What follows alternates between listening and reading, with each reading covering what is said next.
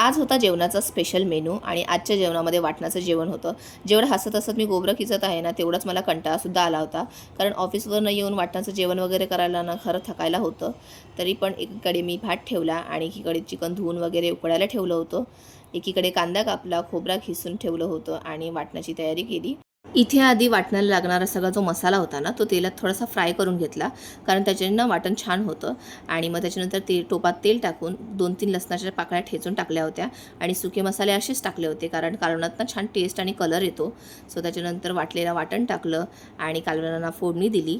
त्याच्यानंतर चिकन वगैरे टाकलं आणि कोथिंबीर वगैरे टाकून चांगली कालवणाला उकळी घेतली आणि कालवण बनवून घेतलं. आणि त्यानंतर माझ्यासाठी सगळ्यात मोठा टास्क म्हणजे भाकऱ्या बनवणं, जे की मला जमत नाही आणि ते मी कधी-कधी बनवते ना, म्हणून त्याच्यावर हात बसला नाही आहे. चपात्या रोज करते म्हणून काय वाटत नाही, पण भाकऱ्या बनवायला बोललं ना, की जाम कंटाळा येतो, कारण ते तुटतात माझ्याकडनं सारख्या-सारख्या.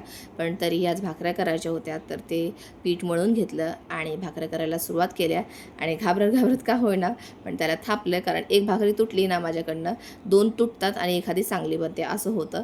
तरीही आज दिवस चांगला होता वाटतं, माहीत नाही काय, पण आज झाल्या जरा 2च तुटल्या, पण बाकीच्या भाकऱ्या जरा व्यवस्थित झाल्या.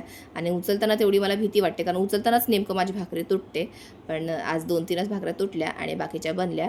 तर पटकन अशा भाकऱ्या बनवून घेतल्या आणि सगळं जेवण झालं होतं रेडी. आणि त्यानंतर आवडते ताटे जेवण घेतलं वाढून आणि आता मस्त कालवणात भाकर चुरून खाणार आहे.